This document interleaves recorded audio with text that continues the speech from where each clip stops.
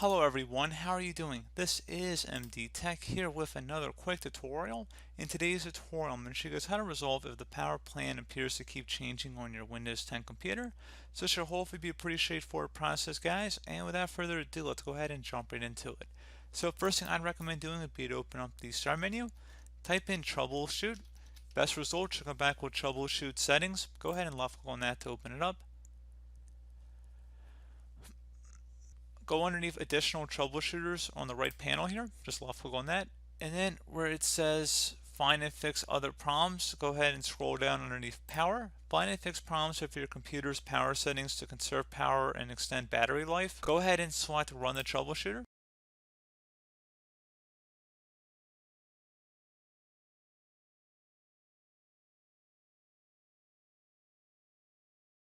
Apply any fixes that it recommends here, and then close out of here and restart your computer and see if that resolves the problem. One further thing we could do is reset our power plan settings. So in order to do that, open up the Start menu, type in CMD. Best result should come back with command prompt. Go ahead and right click on that and select Run as Administrator. If you receive a user account control prompt, go ahead and select Yes. And I'm going to have a command in the description of my video. I want you guys to copy it and then go up the top bar of this command prompt window here, right click on it, select Edit, and then select Paste to paste it in. Hit enter on your keyboard to run this command. This will restore your default power scheme, in which case at this point you will restart your computer, and then hopefully your problem will have been resolved at that point. So pretty straightforward process, like I said.